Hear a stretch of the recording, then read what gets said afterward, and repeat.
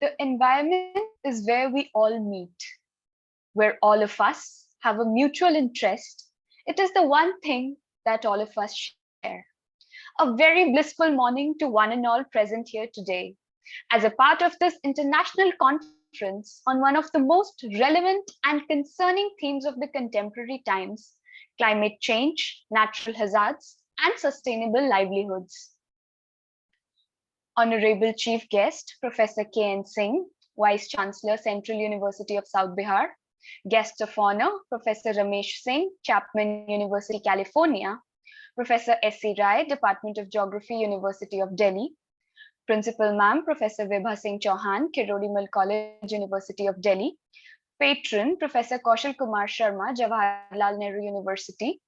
Keynote speaker, Mr. Bishop Parajuli, Country Director and Representative, United Nations World Food Programme. Conveners and co-conveners of this conference, worthy teachers and dear students.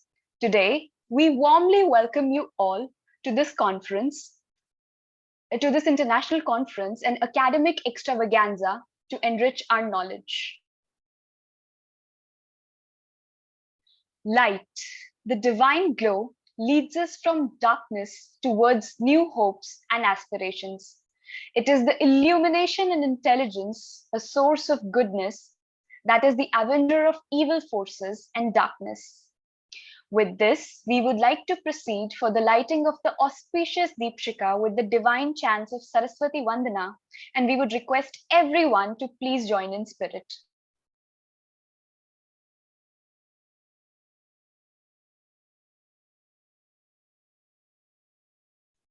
May I request the technical team to please proceed for the same?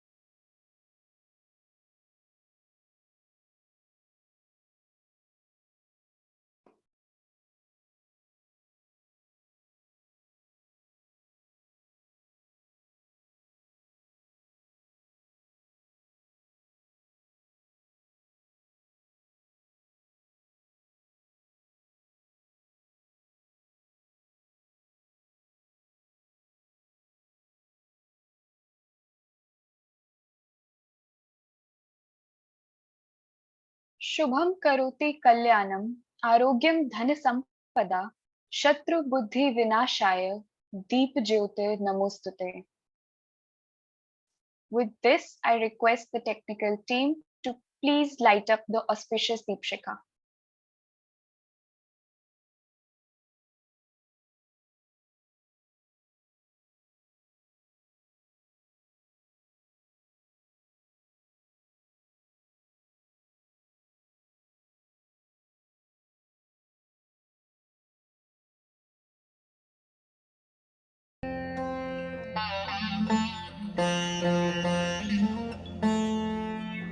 Yeah.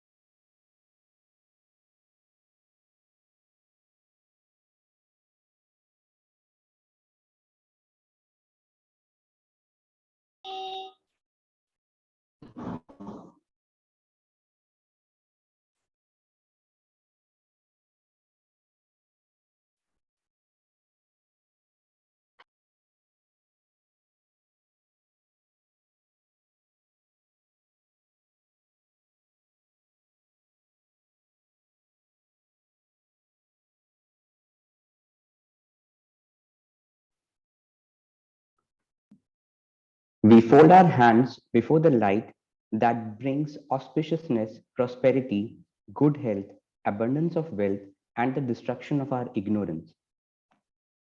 It is a great pleasure and privilege for the entire fraternity of Kirodimal College to have amongst us such eminent and accomplished personalities as part of this event. We would like to invite our convener, Dr. Arun Kumar Tripathi, to formally welcome the gathering and throw some light on the theme of the conference. Dr. Arun Kumar Tripathi is a distinguished faculty member at the Department of Geography, Kirodimal College, University of Delhi. His research interests include political geography, environmental geography, and rural development. He has rich teaching experience of more than 16 years and has also served as the visiting professor at Colin Powell School for Civic and Global Leadership, City University of New York, USA. Sir has authored several books and is well published in reputed journals. Dr. Tripathi has collaborated on several research projects from ICSSR, THDC, ONGC, and NHPC. He is also Director, Developing Countries, Regional Development Planning Specialty Group, American Association of Geographers, lifetime member of the National Association of Geographers and Association of Geographical Studies, India. Over to you, sir. Thank you, Prafullit.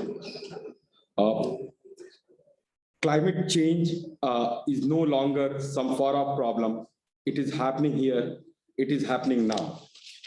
Good morning. A very warm welcome to each and everyone for being here at the inaugural session of 2 days International ICSSR Northern Regional Center sponsored international conference on climate change, natural hazards, and sustainable livelihoods. Over the last few decades, climate change has risen to global limelight owing to growing environmentalism and rising consciousness among the masses on this issue. Climate change is already devastating lives and livelihoods of people around the world. It has dramatic effect on our weather in terms of retreating glacier, thawing permafrost, rising frequency and intensity of extreme weather events like cloudbursts, flood, droughts, etc., which have potential to disrupt the entire ecological balance worldwide. For these 2 days international conference, we have received overwhelming response in terms of abstracts. Almost 200 people have submitted their abstract, out of which we have sorted 127 abstract for our conference, and they have been divided into various sessions. So overall, we are organizing 17 sessions during these 2 days of international conference, which includes 2 plenary sessions and many technical sessions. So these almost, if you see at the participation during this conference, there are 73 different departments from India which has submitted their papers. There are 50 universities, out of which 17 central universities and 23 states universities are there who has submitted their paper during this conference. Apart from that, 6 international universities has also been involved in one way or other with this conference, as well as 3 government institutions.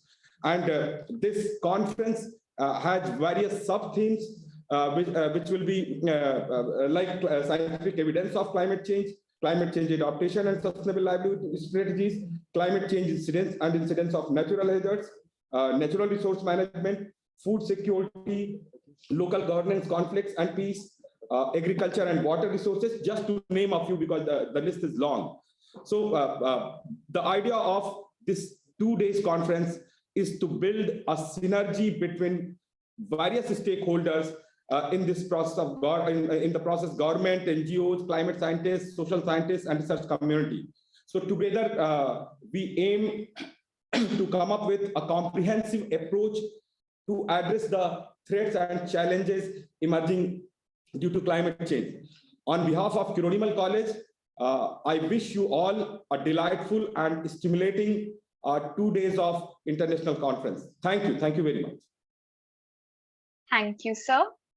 Now, we would like to call upon our respected Principal Ma'am, Professor Vibha Singh Chauhan, the patron of this conference, to address the participants. Professor Vibha Singh Chauhan is an esteemed and reputed scholar. She is the first female principal at the Kirodimal College, University of Delhi. She has more than 3 decades of undergraduate teaching experience and has authored many books, including Masiddeshwari, Cultural Diversity, Linguistic Plurality, and Literary Traditions in India, Beyond Black Waters, Ganga Jamuna Beach, Angare, and the Emotions and Actions of Revenge. She has published extensively in reputed international and national journals. Her areas of interest are non-urban cultures and literature and translation. She holds several awards and accolades to her name. Over to you, ma'am. Thank you very much. It's my proud privilege to be here on behalf of Kirodimal College. I'm indeed delighted to be here this morning and convey my heartfelt thanks.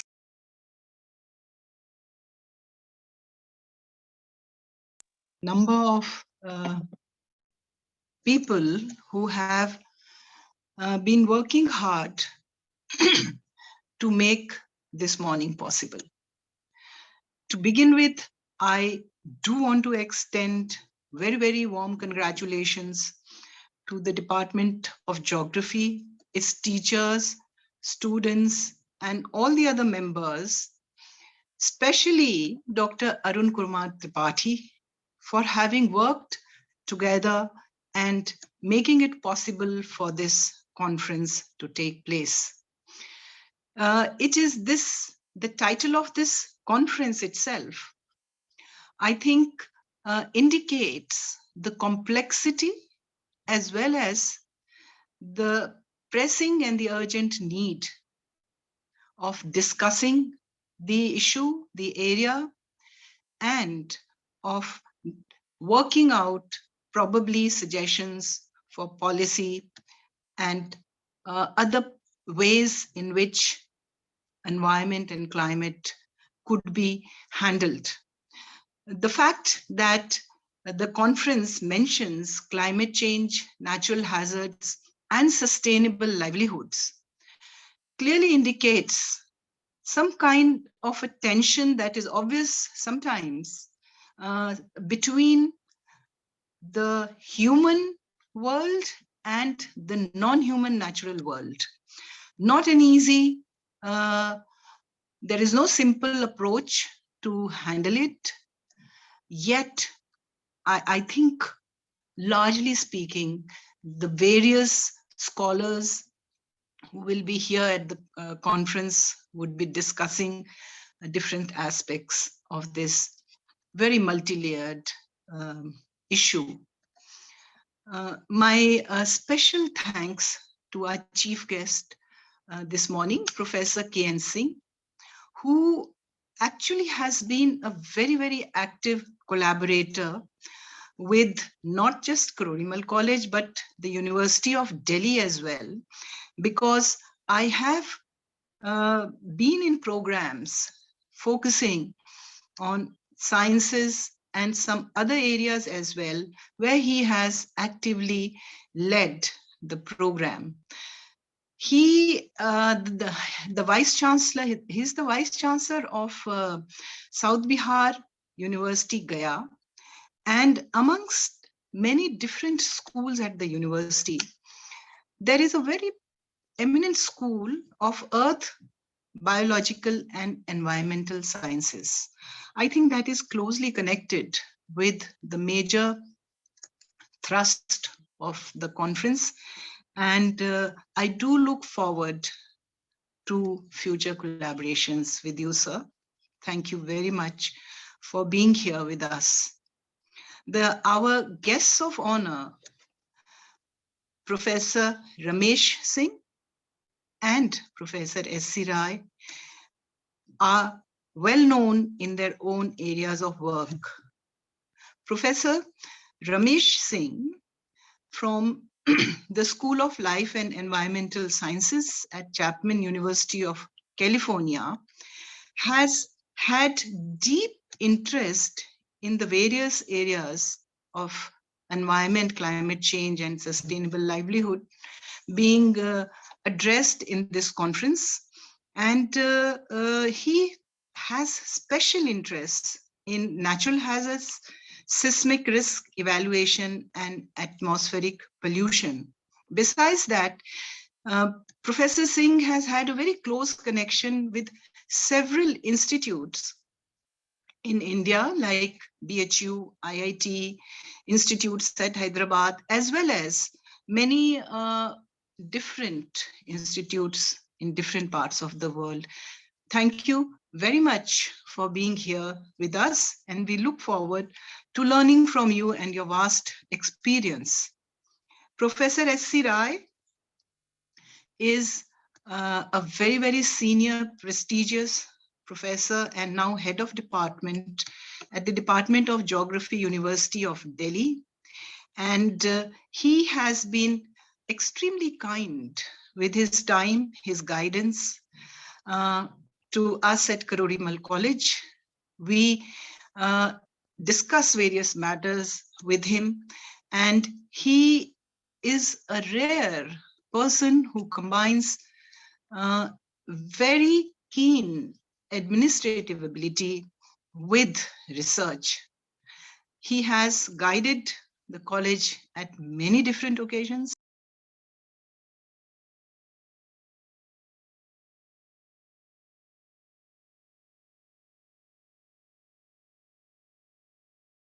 Ma'am, you have been muted.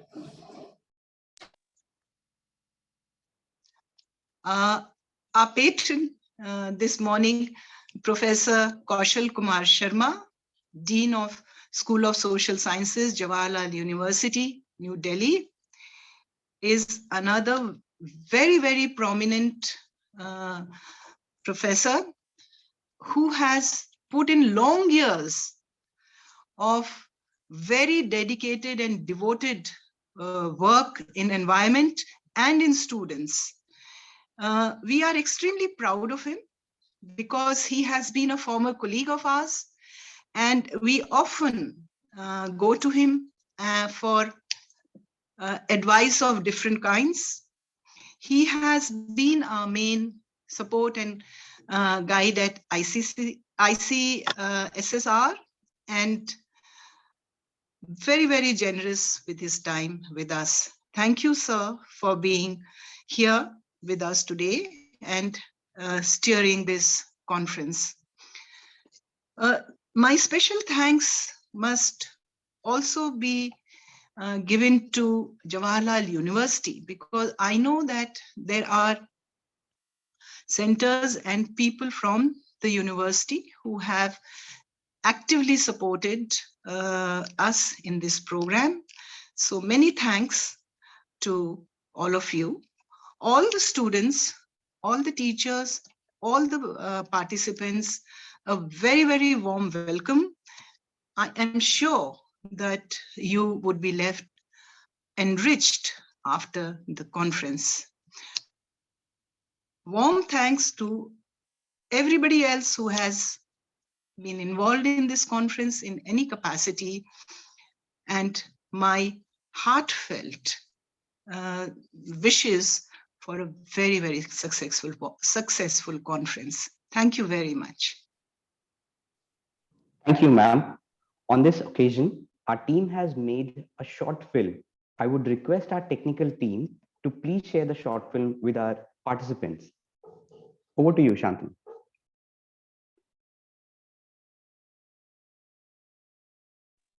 Hello, may I please? Dr. Arun? Yes, ma'am, please, go ahead. May I please get a half a minute? Yes, ma'am, please, go ahead, ma'am, sorry. My heartfelt, deep apologies for missing out mentioning our keynote speaker, Mr. Bishnu Parajuli, Director and Country Representative, UN World Food Programme, who has Years of experience in development and humanitarian affairs, diplomacy in different parts of the world. My apologies, sir, for not mentioning you earlier. My thanks to you, I'm grateful. I want to express my gratitude that you have agreed to address this conference. Thank you very much. Over to you, technical team. Please share the short film. Thank you, ma'am.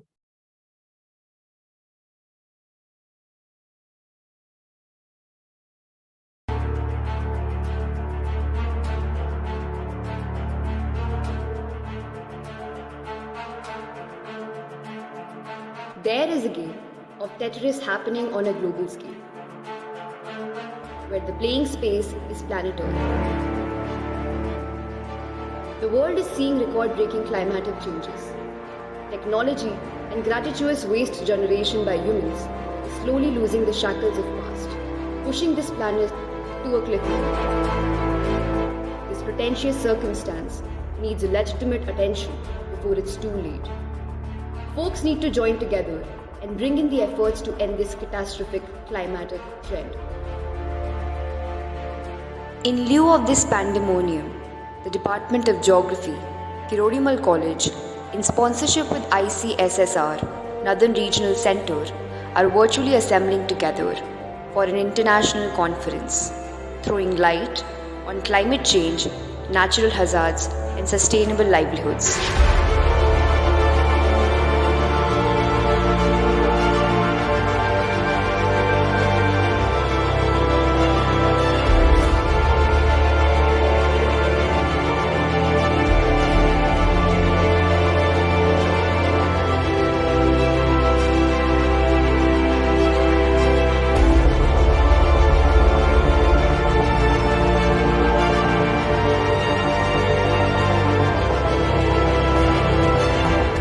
All we gotta do is get up and realize that it's getting too late.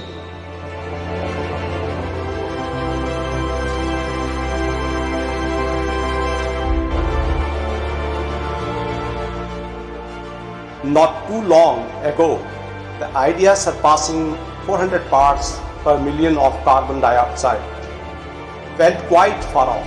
But 2018, they were well beyond the 400 parts per million threshold. Today, humanity produces more than 1,400 tons of carbon every minute. To combat the climate change, we need to reduce fossil fuels, emissions, and draw down excess CO2 to restore the balance of greenhouse gases.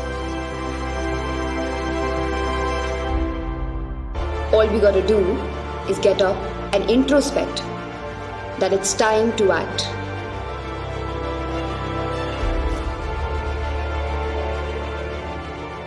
Technologically, humans have encroached the natural environment and they are using for their own purpose to fulfill the greed.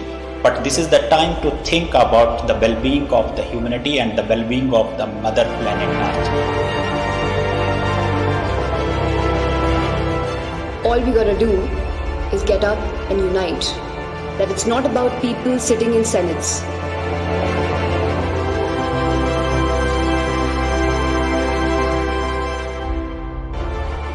Sooner or later, we will have to recognize that the earth has rights too, to live without pollution. What mankind must know is that human beings cannot live without Mother Earth, but the planet can live without humans. Our planet's alarm is going off, and it is time to wake up and take action.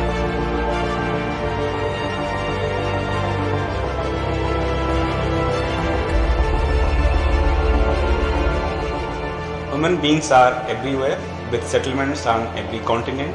We can be found in the most isolated corners of Earth's jungle, oceans and tundras. Our impact is so profound, most scientists believe humanity has left a permanent mark on Earth's geological record.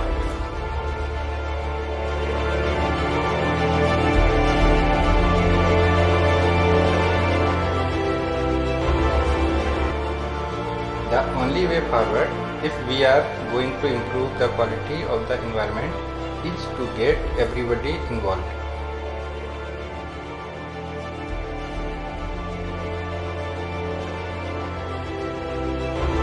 So, at the end, it is here and it is happening.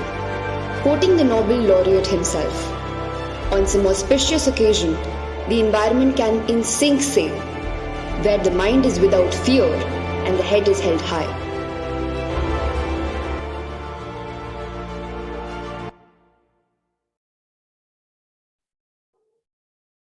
It was indeed a beautiful watch. It is now time to call upon the patron of this conference, Professor Kaushal Kumar Sharma. Professor Kaushal Kumar Sharma is Dean, School of Social Sciences, Jawaharlal Nehru University, Delhi. He is also a visiting professor at many universities in Uttarakhand, Himachal Pradesh, and Rajasthan. His research interests include agricultural transformation and rural development, women empowerment, Panchayati Raj institution, geohazards, earthquake and landslides, flood mapping and database management in natural hazards. His thrust areas for teaching includes rural development and agricultural transformation. He did many research projects with UGC, DST, ICSSR, THDC, ONGC, and many more public sector units. He has published extensively in numerous international and national journals and has authored several books. Professor Kaushal Sharma is a national level expert for training on policies related to corporate social responsibility. He has delivered many lectures at several national and international conferences as well. Over to you, sir. Thank you, Professor. Indeed, it's a pleasure to be here today with all of you. Good morning to all, and I welcome you all for this international conference. When I look back to the journey when this conference was conceived, I hope I'm very right to say that Dr. Tripathi went to Uttarakhand and saw the conditions for that how the natural hazards play a very critical role or a havoc for the communities in the mountains of Himalayas.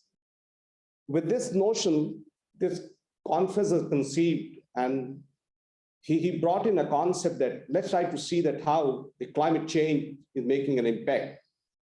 Although climate is a very broader term, but we focused largely on that how the extreme events would really generate a difficulty for the local communities in the mountains or otherwise in different parts of the world. And at the same time, the natural hazards also equally responsible for the human life. With this notion, I hope he has been able.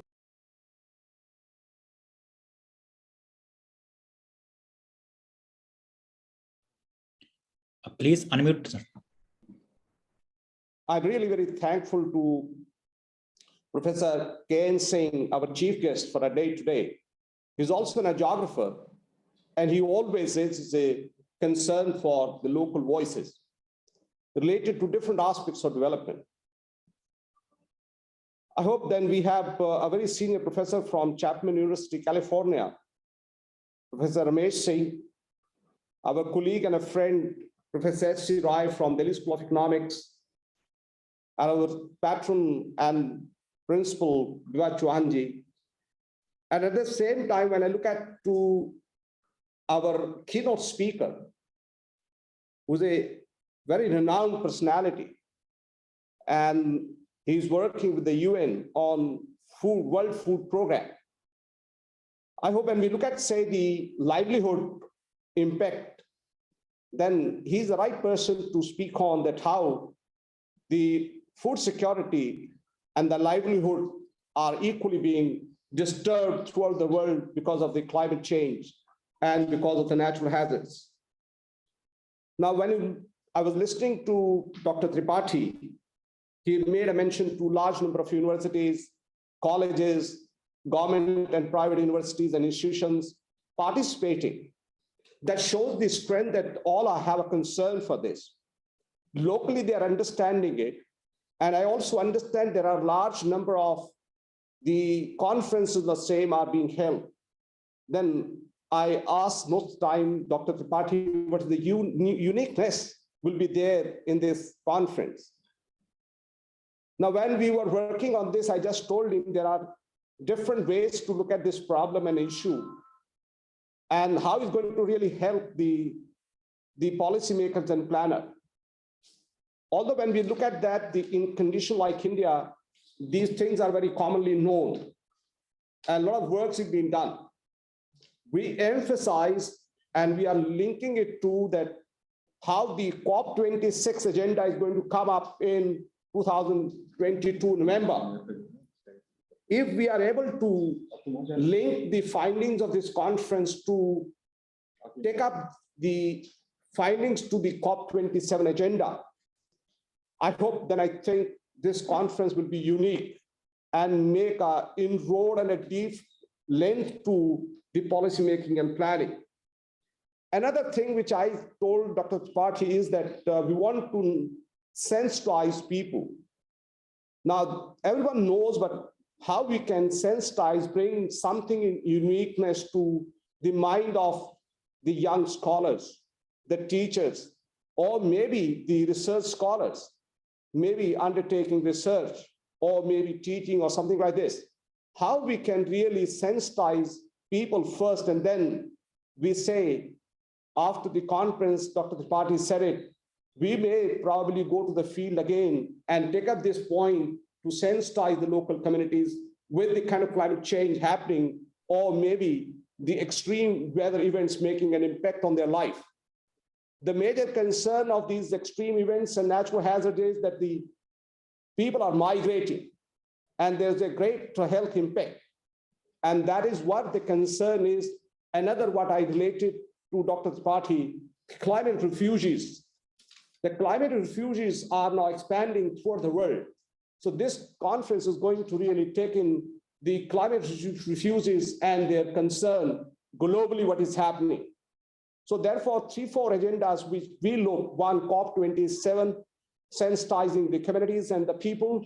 And the third one is that how we are going to work to look at, say, the climate refugees as a concept for overall development in this world.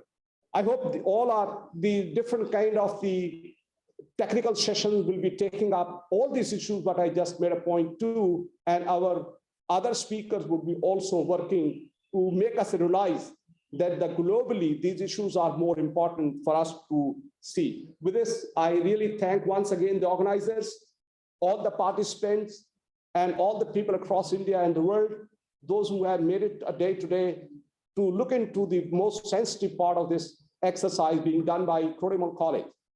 I have been also a part of Crodimal College.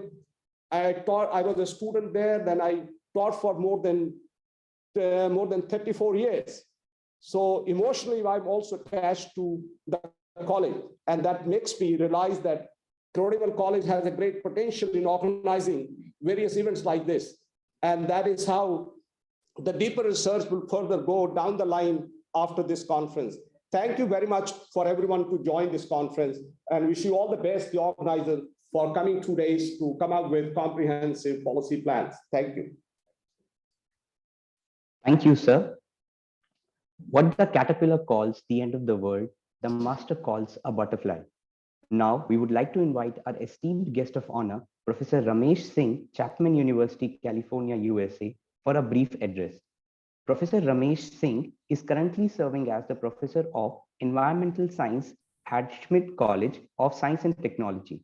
His research interests include natural hazards, early warning of coastal earthquakes, soil moisture, landslides, snow avalanches, floods, dust storms, remote sensing applications, geophysical explorations, atmospheric pollution, and mining environment.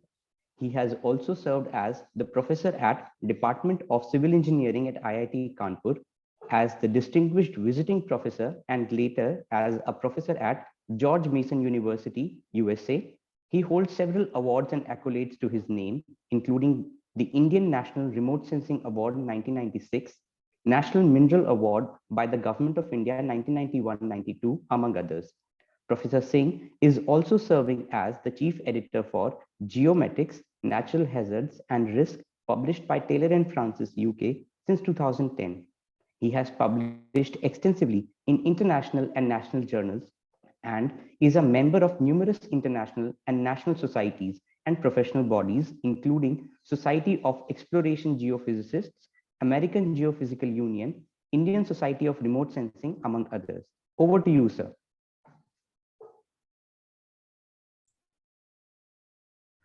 Good morning, greetings from California, Southern California. And I'm very much pleased to see the film. First of all, I would like to congratulate the team members who made this film. And this is the first time I'm attending this conference organized by college, and which is located in Delhi. So this is great, and I must congratulate everybody. And I would like to start complimenting Dr. Vibha Singh Chauhan, principal of the Karori Model College, and Dr. Arun Tripathi, and Dr. K.K. Sharma, and the chief guest, Dr. K.N. Singh, who is the vice chancellor of the Gaya, Southern Central University. And I was not, still I do not know where is the Karori College. But today I was looking at the Google Earth and I pinpointed, and this is all strength of the remote sensing GIS. So about 6-7 months back, and I have a colleague and friend, Dr. Professor Rajesh Kumar, who is a professor of Central University Ajmer, who introduced me to Dr. V.N. Pandey and Dr. Rupendra Singh. And then, since then, we had a Zoom meeting almost every month, every day, and we worked, and there is one paper published together. So I must congratulate all of you to organize this very important topic today, and asking me to speak, address on this topic. This topic is very, since last 40, 50 years, I'm working on this topic. And in the United States, I'm a member of the American Geophysical Union, and I was a president of a natural hazards group for 2 years. So today, what I'm going to give a brief talk on the ground and a satellite. Let me fix this problem. Ground and satellite observations to understand climate change, natural hazards, and environment. The climate change, everybody is talking. And whether you are a scientist, whether you are economics, whether you are a business, everybody is talking about the climate change. It has become very, very important. Okay, so what is needed? We are sitting on the Earth. Earth is a dynamic body consisting of land, ocean, atmosphere, and biosphere. We are surrounded by water, land, air. We live in India. India, from the three sides, we are surrounded by Bay of Bengal, Arabian Sea, and Indian Ocean. So, and then I would like to say that not only the air, water, the land, and life, we must also think about the sun. The sun is influencing the life, land, water, air, and being Hindu, we worship the sun. And the sun is very powerful, very powerful. So we must see how we are influenced by the sun. So in Delhi, we are living in the Indo-Gangetic plain. The population of the Indo-Gangetic plain is 900 million people. So you can see here the biosphere, the geosphere, hydrosphere, atmosphere is a coupled system. When I say coupled system, it means if one system is disturbed, it disturbs other systems, and we are living on the earth surrounded by air, water, the biosphere. Understanding this coupling between the lithosphere, hydrosphere, atmosphere, ionosphere, and earth system processes is very, very important, which is associated with the natural hazards. And we need to understand this coupling to alert about the natural hazards. Okay. In a simple way, what I would like to alert the young people, that the young people, today you are young, tomorrow you would like to have a partner.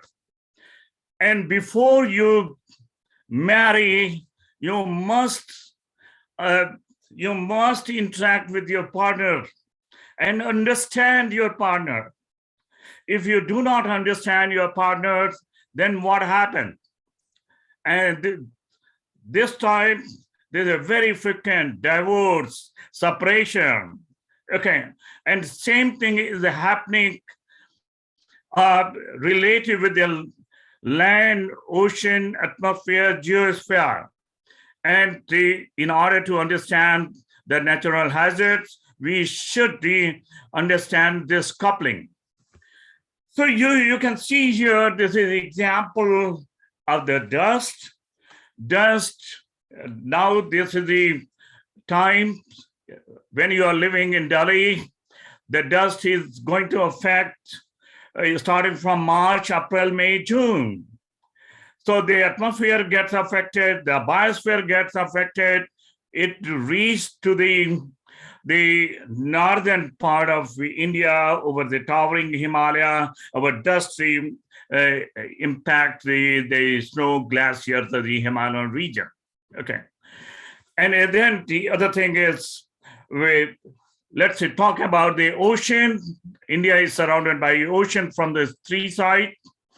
And it's every time in the Bay of Bengal and the Arabian Sea, the cyclones are formed, and these cyclones affects the weather conditions of the northern part of India, and also it affects the air quality. It brings the flood, rain, and flood. Okay, so these are the examples of the Fani and Amphan Hudhud cyclone. Let me go back in 1980. What we saw, the whole of India, especially the northern part of India, is highly polluted. You can see the pollution level in the Indo-Gangetic plain, 900 million people. We do not realize how the pollution, they affect us. I call pollution as a slow poison. If we are exposed to the dust, smoke, and then we feel good, but it affects our health. You can see in my figure, this is a higher part. AOD is very high. The pollution level is very high. And here is the Indo-Gangetic plain. So over the Indo-Gangetic Plain during winter time, during summertime, the air quality and the atmospheric pollution is very, very high. Okay. And this is not only this is happening since long time. When it is happening since long time, the dust is entering from the western part of India. It is giving the warming of the atmosphere. It affects the snow glaciers of the Himalayan region. Okay, and as you can see here, the Indo-Gangetic Plain is highly polluted. When it is highly polluted, it affects the towering Himalaya, and towering Himalaya, which is a source for the water, it affects us. Okay, so the question is how to monitor land cover and land use. The answer is using the ground and satellite remote sensing system. How do we monitor the growth of your babies? For the monitoring the growth of babies, we take photographs. We can study changes. Okay. So I'm sure the married couple must be having babies, and every time, every month or every week, you are taking photographs and you are happy to see how the baby is growing. Okay. You can see this guy. Okay.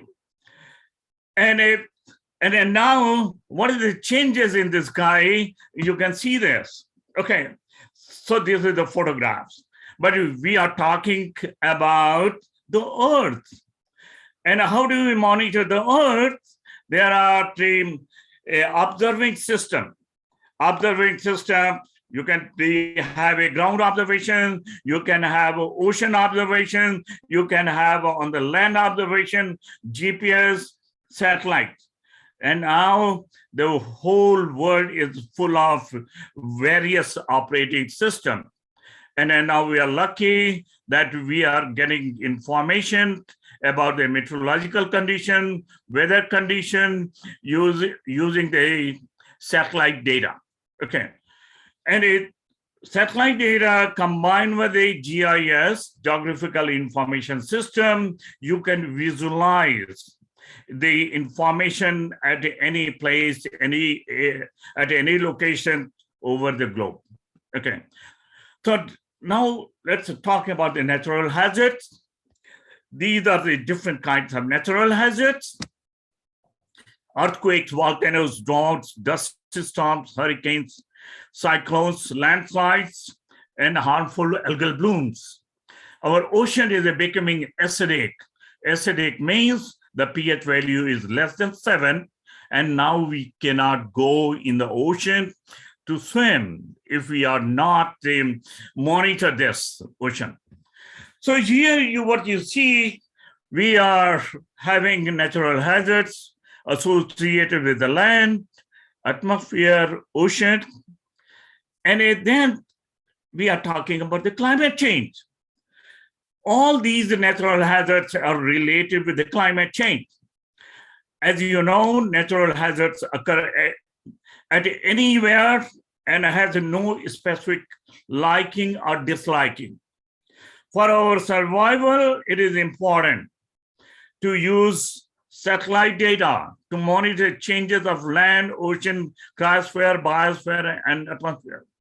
Now we have the Indian Space Research Organization, we have the NASA, we have ESA, we have JAXA, and then now if you want satellite, it is freely available and you can use it. Very close to Delhi, we have Himalaya. Himalaya is a very dynamic. In the Himalayan region, we have all kinds of natural hazards except the volcanoes. So now what Dr. Arun Tripathi, what Dr. Sharma said about the Chamori incidents, Dr. Arun Tripathi, he took a team.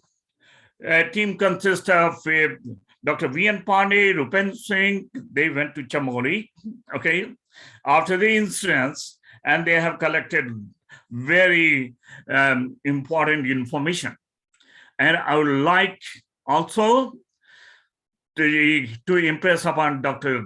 Vibha Chauhan to get a GPS, okay, the global positioning system, so that they can monitor any location in the Himalaya or anywhere in Delhi. Okay, so you can see the Earth systems which is interact with the babies. When the babies are born, the pollution starts. When we die, we also pollute. Okay, so this interaction is very important. It degrades the environment and deplete the resources and raise question of sustainability. Today's workshop organized by Dr. Tripathi is going to deal with the climate change, going to deal with the natural hazards and also sustainability. Okay, so here, my last slide, you can see the India is not only we have only land associated the natural hazards, atmospheric associated natural hazards, or ocean related natural hazards. There is a dust storm, there is a fog haze and a smoke, and there is a crop biomass burning during the winter time, during summertime. It affects the Delhi, not only Delhi, it affects the whole population living in the Indo-Gangetic plain. Okay, so my appeal to our young friends, let us make efforts at local, regional, national, and global scale to understand the sources of the natural and anthropogenic emissions and their role in climate change and relation with the natural hazards, and to make sustainable Earth's environment for generation to come. Okay, so thank you very much. I'm honored, and thanks a lot for inviting me, for giving me a chance to speak. Thank you very much. It was really insightful, sir. Thank you so much. It is now time to invite our other guest of honor, Professor S.C. Rai, Head of the Department of Geography, University of Delhi, for a brief address. Professor Rai is the Head of the Department of Geography at Delhi School of Economics, University of Delhi.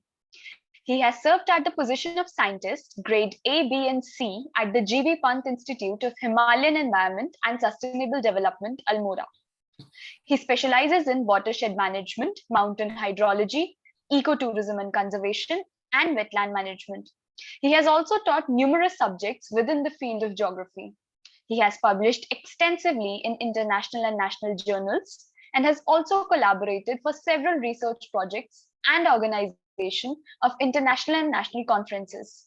He holds several awards and accolades to his name, including the Lifetime Achievement Award 2019 from Kluma, Hyderabad, Professor Bandaru Hema Malini Eminent Geographers Award 2013 by National Association of Geographers, among others.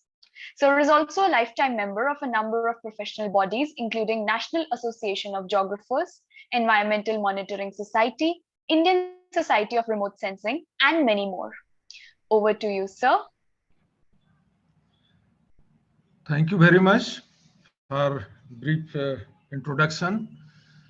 Honorable Vice Chancellor, Professor Kameshwar Nath Singh Ji, Professor Kaushal Kumar Sharma, Principal Madam, Professor Vibha Chauhan, Organizer Tripathi, Arun Kumar Tripathi, and keynote speaker, and dear student. This is a good opportunity to discuss the matter on climate change, natural hazard, and sustainable livelihood. Since 1980, people are talking about the climate change, global warming, and everyone, whether it is an academician or politicians or administrator, whole world is facing the severe problem of the climate change and natural hazard, and they are talking to how to mitigate all these things. So in initial address, Professor Kaushal Sharma has very nicely set the agenda of the two-day conference. 3, 4, 5 agenda he has already explained. So I think in that agenda, people will discuss and they will come to the some concrete conclusion how we are going to mitigate all these problems. Professor Ramesh P. Singh, I know him since since 1980 because he was my senior. He was did his MSc from the geophysics department. So I know him and his family, and his one thing I would like to inform all the participants that his father was very famous space scientist in early 70s. So he belongs to a very academic family, and his address he has given presented very nicely the climate change and natural hazard, and his link all these problems to the human society. So in these, they have already covered most of the things. So I'm not going to repeat all these things. Just I'm going to say few things about the climate change, natural hazard, and sustainable livelihood. As you know that everybody that climate is changing. Somebody is telling that climate variability. Some is talking about the climate change. But there is a basic difference between two terminology. So I'm not going to discuss the definition of the terminology, but when you are using the term, you know what is the meaning of all these things. So the climate change, as you know, that everybody is feeling that even then farmers to the officials, and the impact of climate change have become very evident in the Himalayan region. I'm giving you the Indian example. In Himalayan region, very sensitive, Himalaya is a very sensitive to climate change. So in this, a recent study in the Himalayan region showed that Himalaya is experiencing increase in minimum temperature of 0.6 degrees centigrade to 1.3 degrees centigrade between 1975 to 2006. This data shows that this means temperature is increasing. Changes in temperature and precipitation directly crop growth, crop yield, and food quality. As you know that all these things are related to the climate change.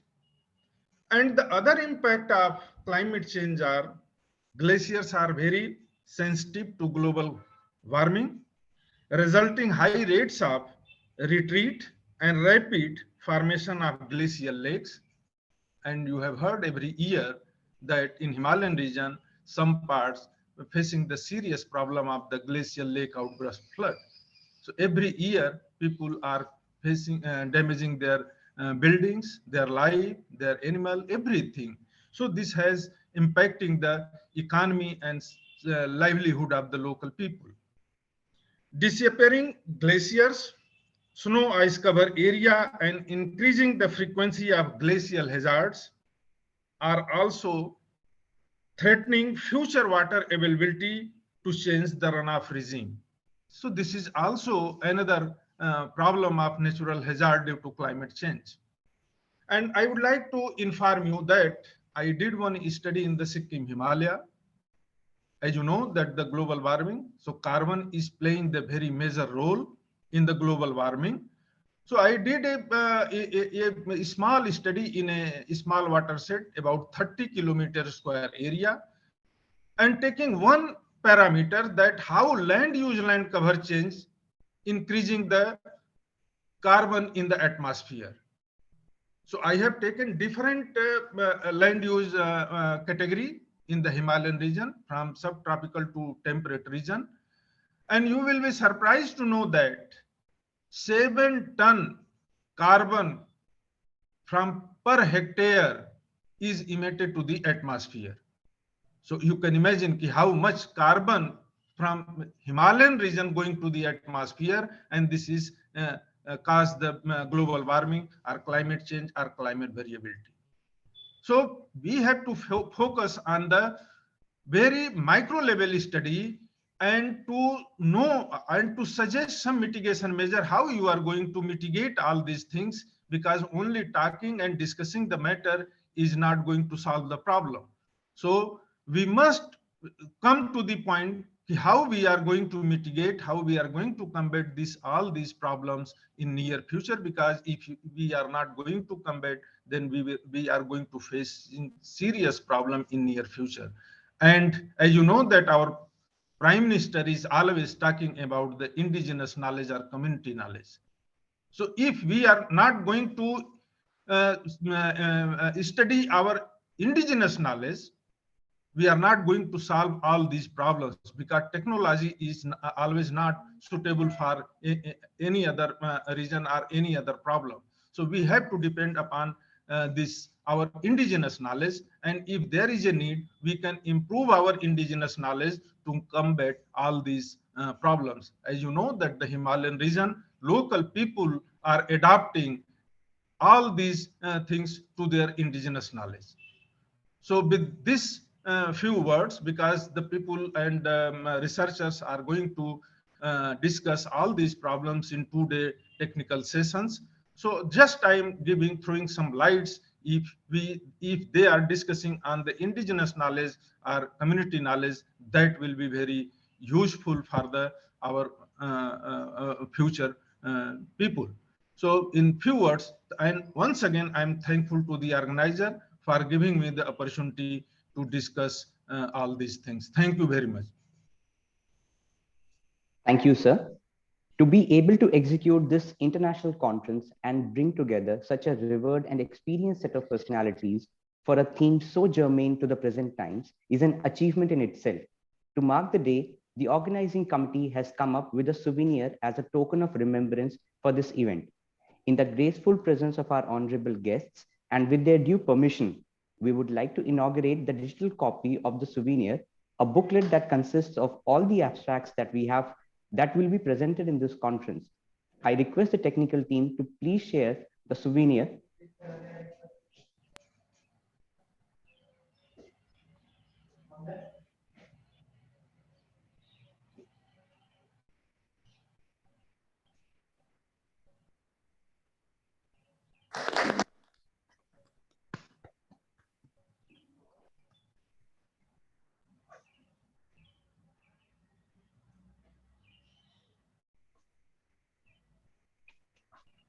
Thank you, everyone. The link for the same will be shared in the chat box as well as personally on the mails of everyone.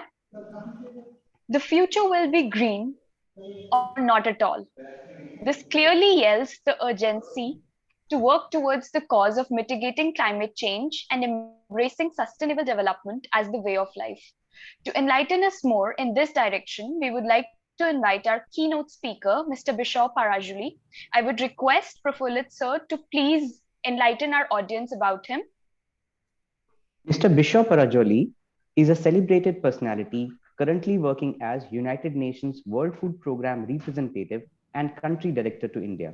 He possesses 35 years of distinguished experience in development, humanitarian affairs, diplomacy, fundraising, and management in over 10 countries in Asia, Middle East, and Africa, including World Food Programme headquarters in Rome. Prior to his current assignment, he served for the past 5 years in Zimbabwe as the UN Resident Coordinator and designated official of the UN Secretary General, and also as the resident representative of the UNDP. Prior to joining the UN in Zimbabwe, he served as the UN World Food Programme representative and country director in Yemen from 2013 to 2014, and in World Food Programme headquarters in Rome as the Chief of Staff Director of the Executive Director's Office, as well as the Director of Government Donor Relations. From 2008 to 2011, he worked as UN Resident and Humanitarian Coordinator and UNDP resident representative in Myanmar. Prior to Myanmar, he was the World Food Programme representative and country director in Egypt. He has also served in various positions in World Food Programme offices in Indonesia, Bangladesh, Mozambique, Botswana, and Italy. He holds 2 master's degree in agricultural development and in business administration and an honors degree in agricultural science. Over to you, sir. Thank you. Thank you very much. And namaste. Really pleasure to be here, listening to all the distinguished professors, researchers, and scientists. So I'm really humble to join you. I want to really appreciate for this opportunity to share some thoughts and experiences. And I want to also really congratulate Curie Mal College for taking this initiative. Indeed, climate change and its impact has become so serious, as we heard from a number of speakers, it's getting too late. And also that it's time to act. So therefore, I hope the engagements and events like this generates more interest and supports everybody to be involved in our own way to contribute to address the climate change. In fact, we all play a role in mitigating, in adapting, and also protecting the climate. So it's not them or others. So that's the point I want to really stress very much. Indeed, in my over 35 years in several countries, I have worked in the humanitarian field.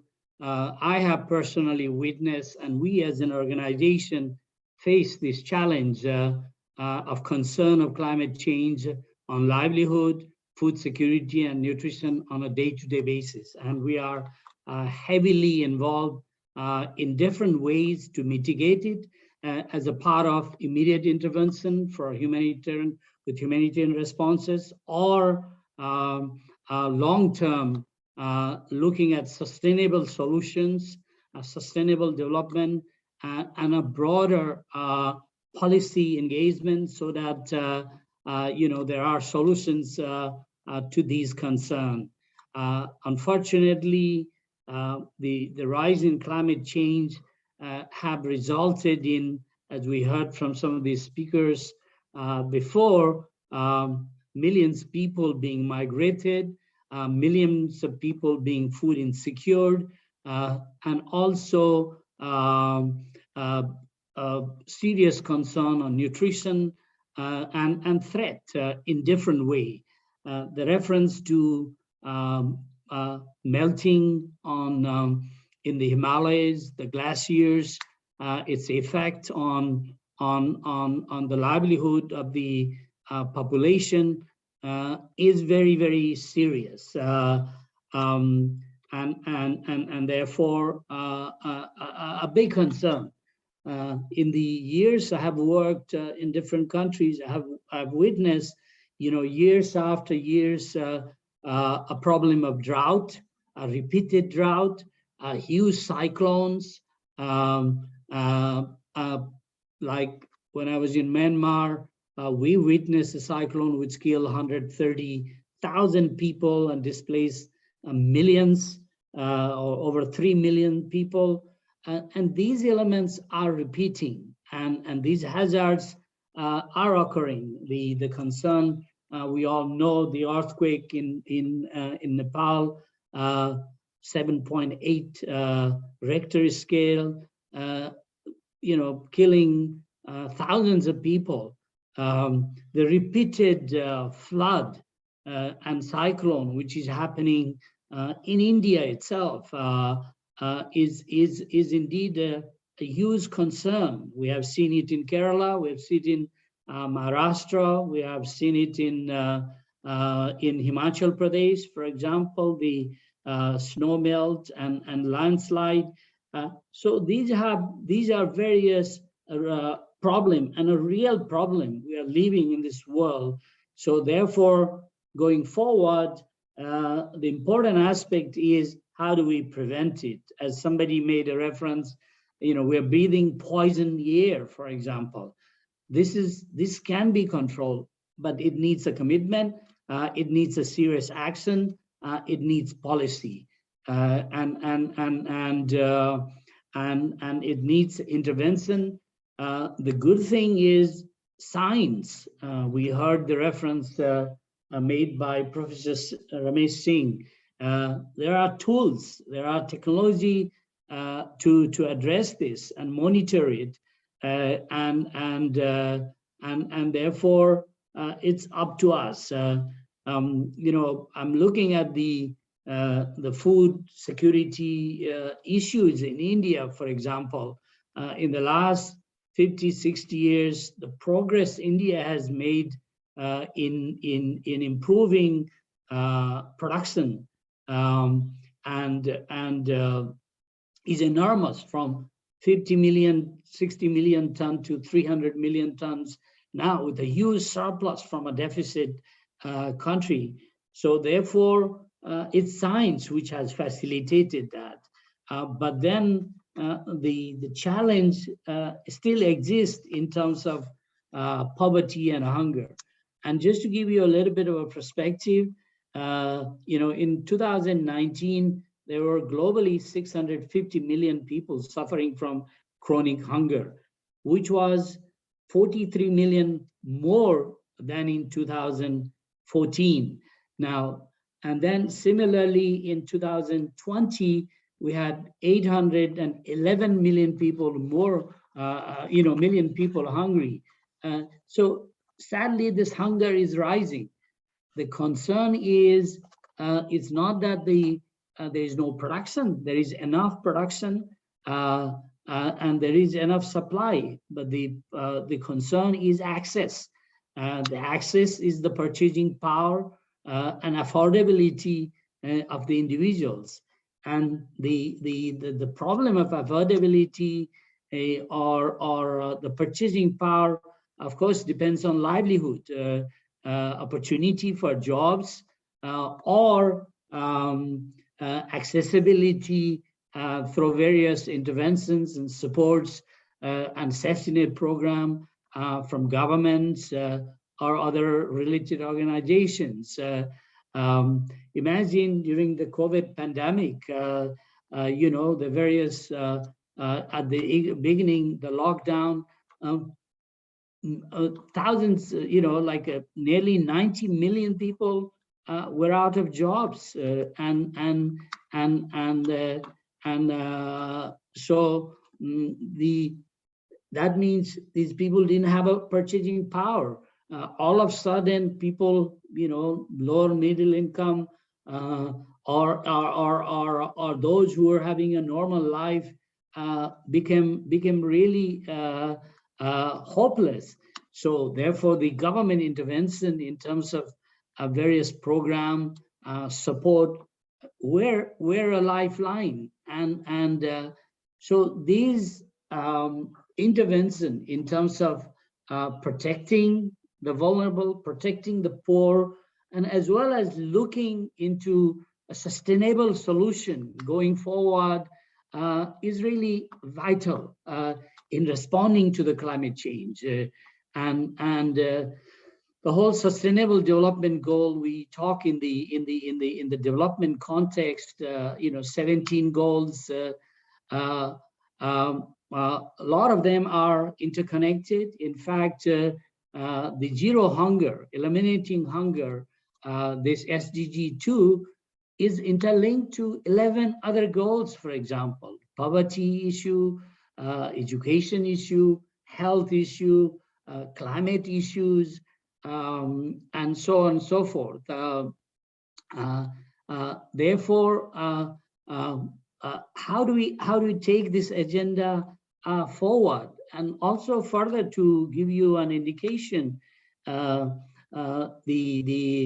IPC report and the scientific reports, there is an indication that 2-degree rise in average global temperature could put current level 189 million people at risk and risk of hunger.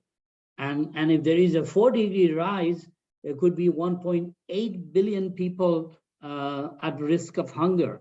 The changes, opportunities, and livelihood threat it all brings.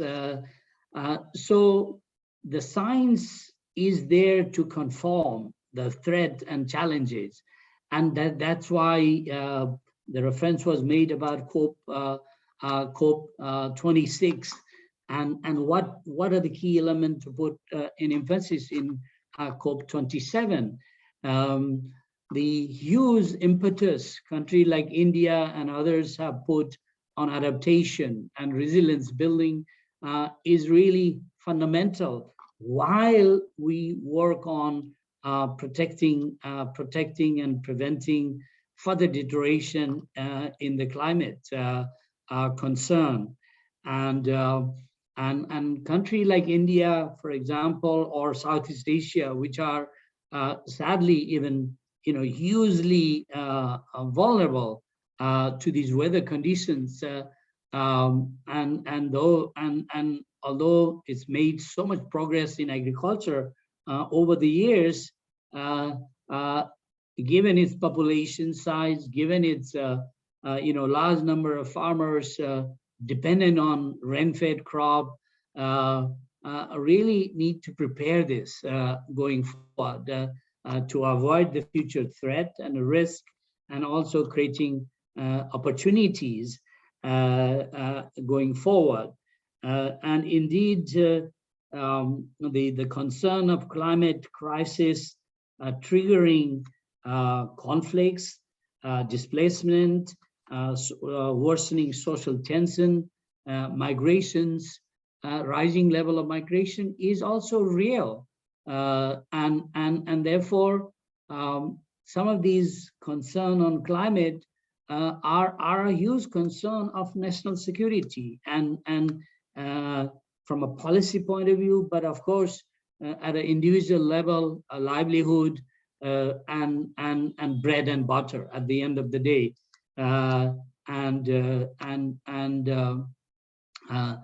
So the urgency to adopt, prepare, to bring right policies is really fundamental. Therefore, I see the higher institutes playing an important role in bringing solutions to these crises.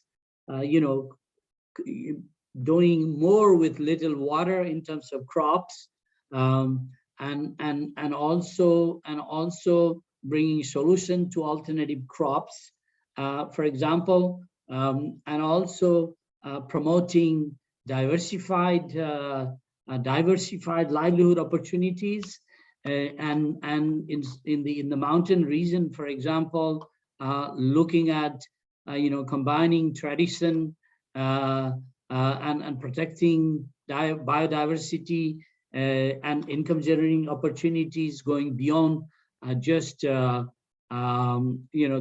crops, marginal farming. Multiple elements are really important. Again, of course, going forward, the various element of continuous research can obviously guide us to understand better in local context, and look at what is possible and how those could be adopted, and how those could be supported. Obviously, there is no one solution into this. There are multiple solutions based on climate zones and food habits, and therefore also looking at minimizing carbon emissions through local regional level production, local regional level consumption, and going green. I mean, we have seen it. The pressure some of the world have started looking at it. Just taking example of this conflict in Ukraine, for example. Now, many European countries are looking at local solution, reducing emission. I think we need some of these interventions, these type of intervention on concern like pollution, and the reference Professor Ramesh Singh made about the Himalayan, the melting glaciers. It has a serious implication on a livelihood of millions of people on the Ganges basin. So protecting the glaciers, protecting the Himalayan is really is protecting humanity and really fundamental. Now, going forward, obviously in the context of adaptation, resilience building and mitigation efforts, a number of things could be done, and from an agro, climatic point of view, the diversification of crop point of view, but also preparedness to disasters and local level capacitation. The good thing is the improvement India has made in responding to these disasters is really commendable. From the time hundreds of people used to be seasonally killed, or thousands used to be killed, to complete evacuation and of millions of people, and provision of various support and various policy elements, the state disaster mitigation measures are commendable, and also in the sense of the whole food system. There are lots of international events happening, pushing policy agendas and bringing global awareness and helping countries. Just before the COP26 was the Food System Summit, convened by the UN Secretary General, taking concern of this huge food insecurity and nutrition issues, and India was on the forefront, very much involved, sharing its experiences, and indeed the efforts India has made in different ways to address the issue of food security, and going forward the concern on nutrition, which is still a challenge, but there are many measures and intervention ongoing, and I'm very glad that there are proactive efforts. In fact, the Honorable Prime Minister's announcement of fortification of rice with micronutrient, vitamin, and ongoing efforts to reach that target by 2024, as well as the intervention for the last 2 years under Pradhan Mantri Garib Kalyan Yojana with the extra food rice, were commendable responses. These type of interventions are really essential to protect and prepare. Similarly, in the context of sustainable livelihood, proactive element to diversify income and looking into traditional crops are also important. So just to conclude, I want to lay down maybe 5 points. One is continue creating a resilient livelihood and food security solution by protecting and improving the livelihood of the vulnerable communities. I think it's really important to see who are vulnerable and how to help them and build them, support a system which are sustainable. Number two, adopting to climate resilient crops reducing water consumptions. I mean, there are concerns about water level going down and down in Punjab, for example, and how do we protect it? One day the water will finish, so then we will really regret. So how do we change that so we can really find a good solution? And then third, particularly women and children, vulnerable, and engaging them into this process, and increasing their ownership into these processes and system, and strengthening them with assets, values, capacitation is really fundamental. The fourth point is continuously promoting resilient agricultural sector by creating sustainable opportunities, and also including finance, innovation for the small farmers, and going beyond cereals, going to trees, fruits, other things, medicinal plants.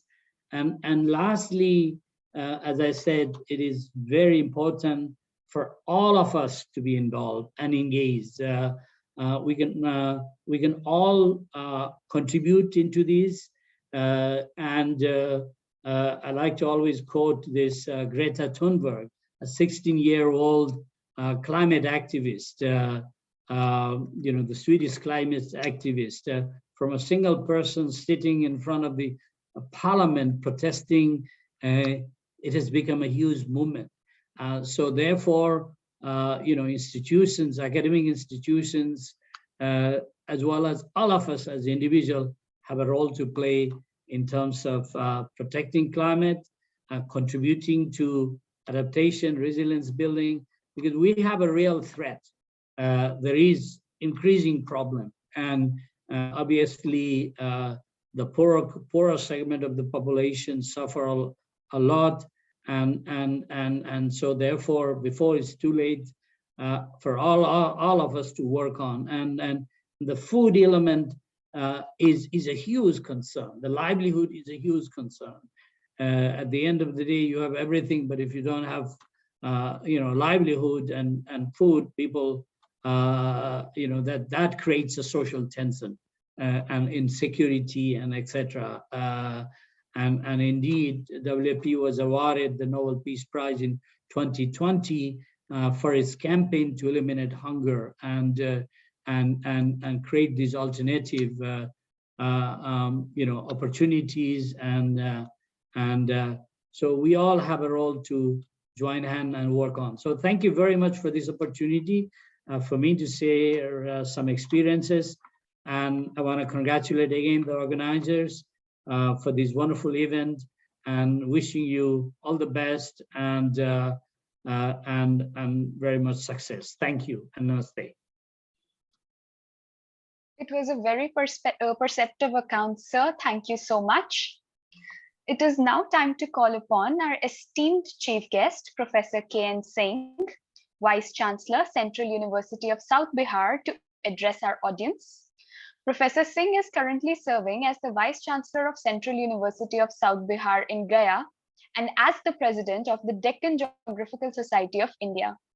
Before joining CUSP, he was the Vice Chancellor of Uttar Pradesh Rajarshi Tandon Open University, Allahabad. Earlier, he was head of the Department of Geography, Deen Dayal Upadhyay, Gorakhpur University. Also, he has been the founder director of Deen Dayal Upadhyay Research Chair at DDU-GU, Gorakhpur. Professor Singh holds over 35 years of rich professional experience in different aspects of teaching, administration, training, research and development, as well as major research formulations, both national and international. He has worked as a research associate at the Institute of Geography and Institute for Development Research and Development Policy in Ruhr University, Bochum, Germany, for 1 year in a joint research project titled Urban Fringe Study of Indian and German Cities. He has conducted intensive field surveys in different parts of Germany, as well as the Netherlands, Belgium, and Luxembourg under the guidance of late Professor K.H. Fortis. Professor Singh has contributed majorly in the field of environment, regional development, and value education. He has served as the Vice President of the National Association of Geographers of India and also as the President of the Association of North Indian Geographers.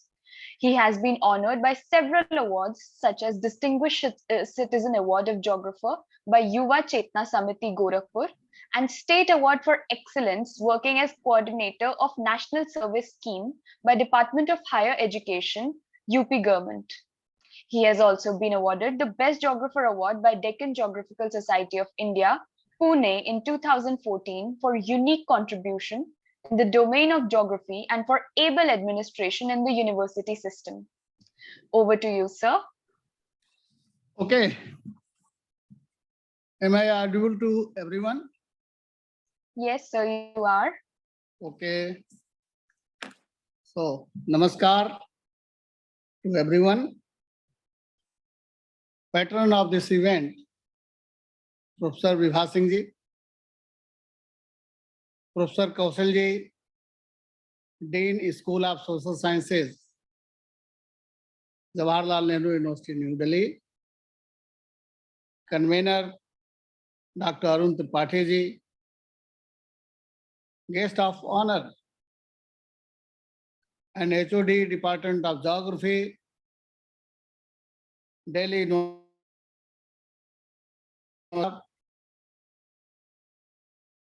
Guest of Honor, Professor Ramesh Singh ji from California, Keynote Speaker, Mr.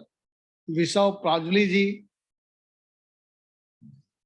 and the participants from different parts of India and abroad connected through high-tech modes.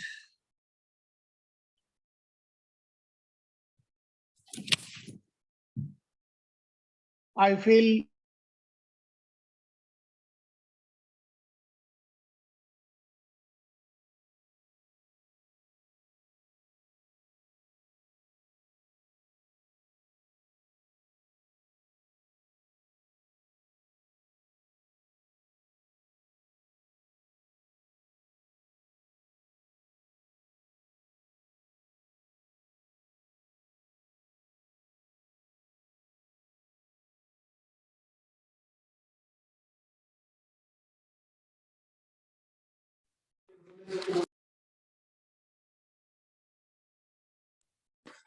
I think there are some network issues on Professor K.N. Singh's part. He will join soon. Let's wait. In the meantime, Prafullit, you can take over. Yes. Yes, sir.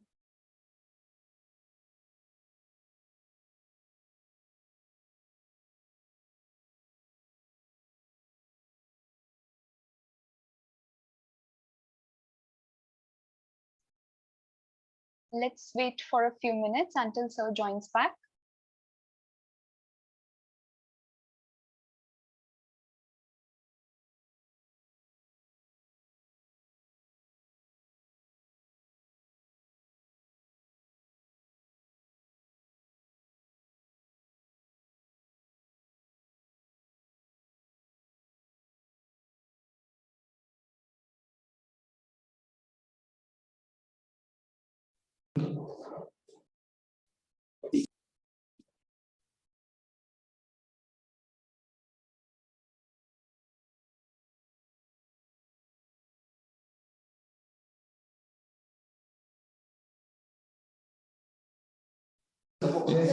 In the meantime,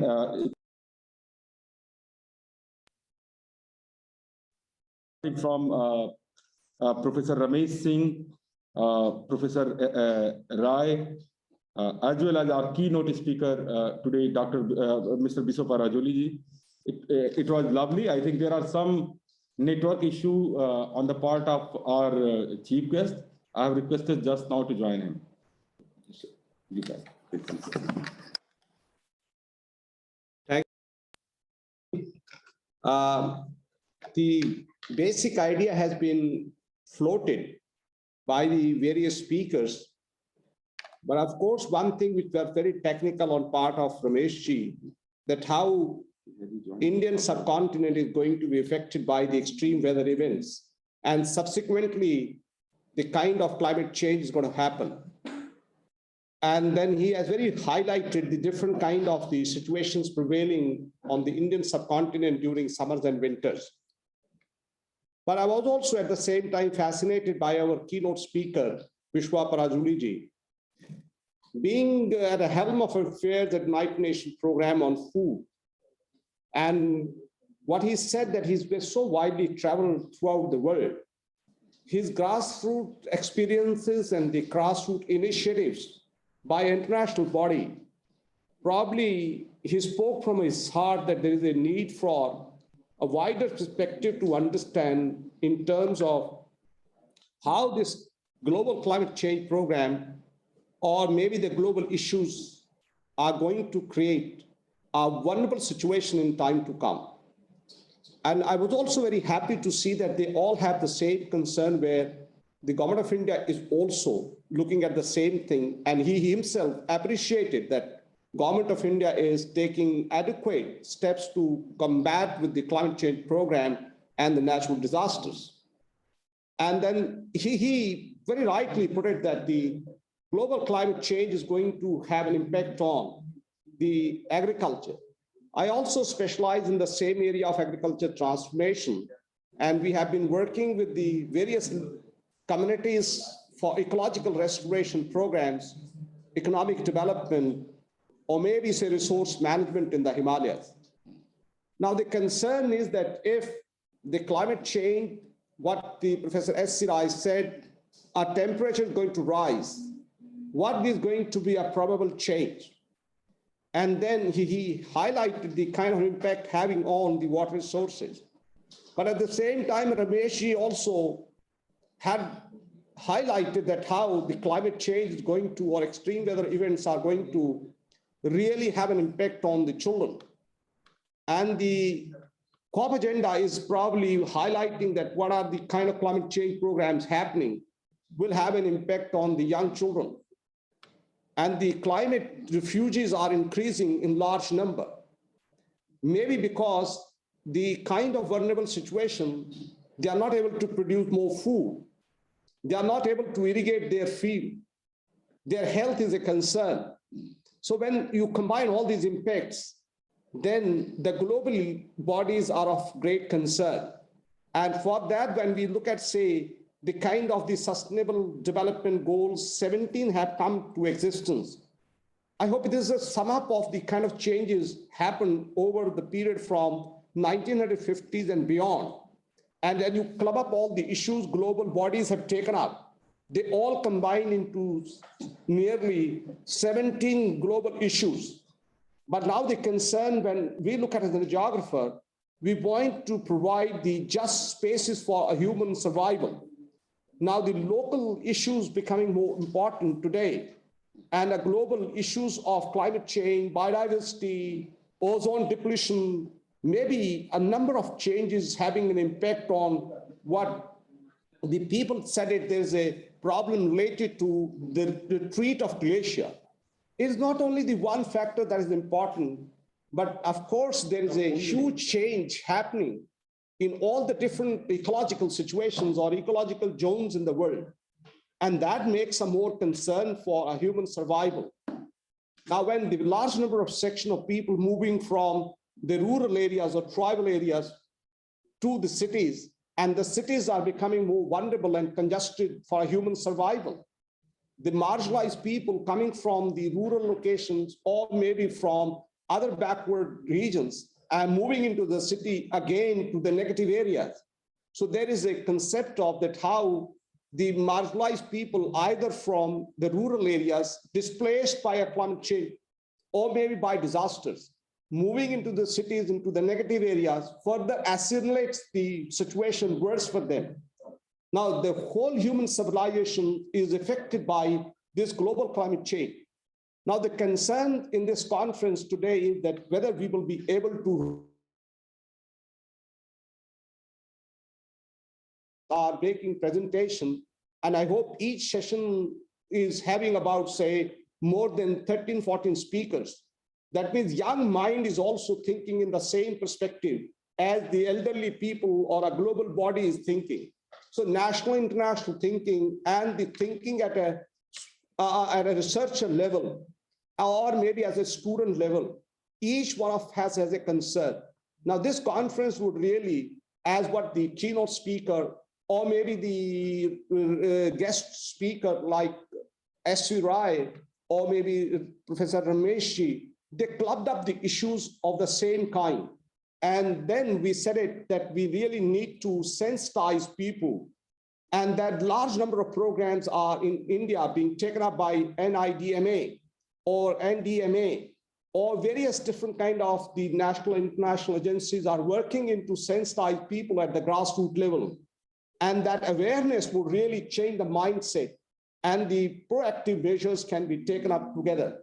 I hope when we look at it in broader perspective, this conference will really give an insight to that what best can be done by the academic institution, and that what probably the conference will come up.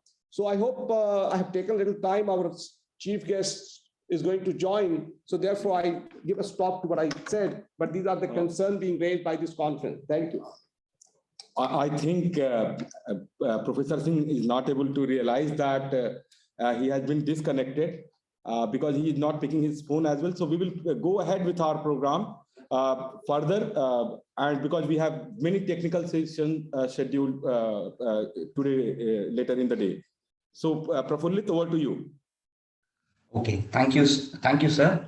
Sorry for the technical glitch. It is bound to happen in online platforms like these. We have this kind of glitches sometimes. So thank you, sir. Gratitude turns what we have into enough and more. Now we would like to invite Dr. Vijendra Kumar Pandey, Kirodimal College, University of Delhi, for delivering a vote of thanks. Over to you, sir. Thank you, Prafullit. सभी लोगों को मेरा प्रणाम. It is my privilege and honor to propose vote of thanks for inaugural session of this 2 days international conference and acknowledge the contribution of those who worked hard to make this event possible. I, Dr. Vijendra Kumar Pandey, on behalf of the organizing committee, extend our sincere thanks to Honorable Chief Guest of the session, Professor K.N. Singh, Vice Chancellor, Central University of South Bihar, who spared time from his busy schedule to grace this occasion. Sir, today we had an opportunity to hear your thoughts, and this will surely encourage us in all our future endeavors. Your thoughts have enlightened the bright minds attended this session and shown us a new path. We also extend our sincere thanks to Professor S.C. Rai, Head, Department of Geography, University of Delhi, for his active participation in the event and guiding us all the time and shaping our action to organize this conference. Thank you, sir, for your support and encouragement. Professor Ramesh Singh, sir, though it is very odd time for you to join this session from California due to the time difference, but still you have graced our conference with your deep and intellectual way of imparting knowledge, which has added to the glory of this inaugural event. We extend a hearty thanks to you, sir. Thank you, sir, for your continuous support and guidance during the organization of this conference.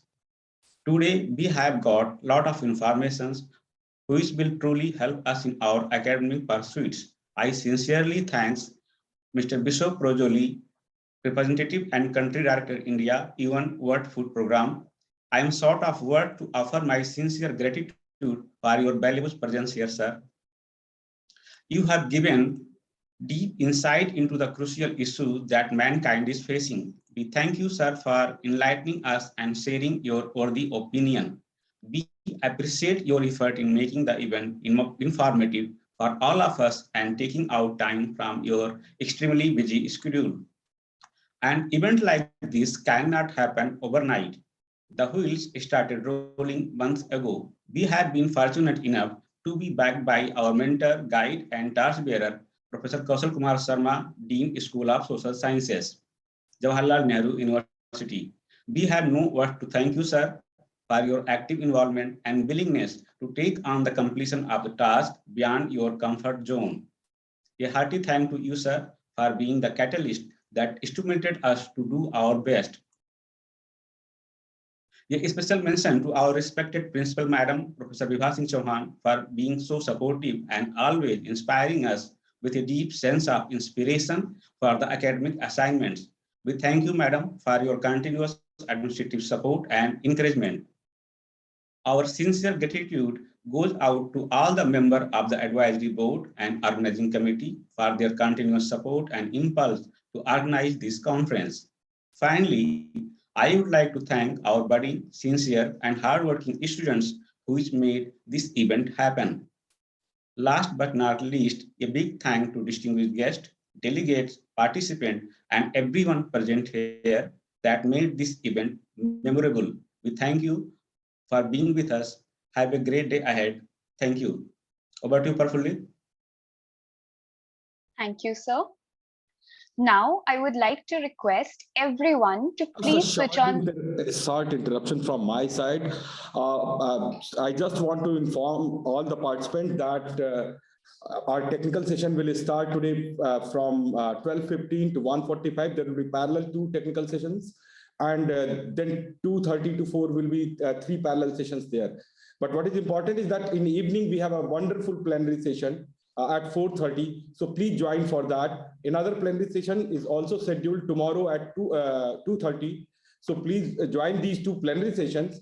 And again, tomorrow morning, we have 4 parallel sessions, total 8 sessions tomorrow only, which you can join. Those are the technical sessions. Thank you. Thank you. Over to you, Yukta. Thank you, sir. I would like to now request everyone to please switch on their cameras for a group photograph. Okay, a screenshot in the case of online medium.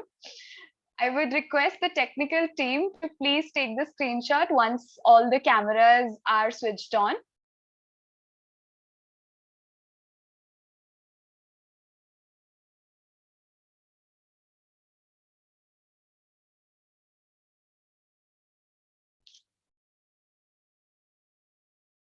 Technical team, are we done?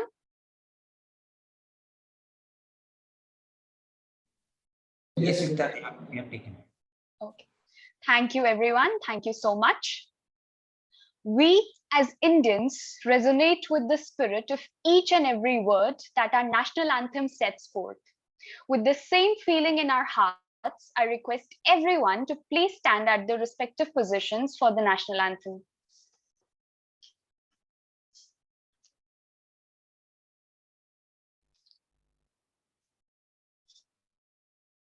Jana Gana Mana जय हे भारत भाग्य विधाता पंजाब सिंध गुजरात मराठा द्राविड़ गंगा विंध्य हिमाचल यमुना गंगा उच्चल जगति तरंगा तब शुभ नामे जागे तब शुभ आशीष मांगे गावे तब जय गाथा जन गण मंगलदायक जय हे भारत भाग्य विधाता जय हे जय हे जय हे जय जय जय जय हे।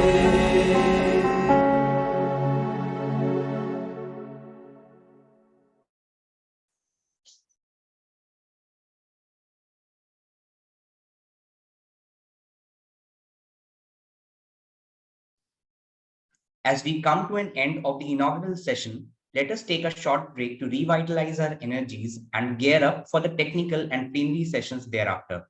Please do not forget to join us for the first plenary session at 4:30 p.m. today and second plenary session at 2:30 p.m. tomorrow. Thank you, everyone. Thank you for joining.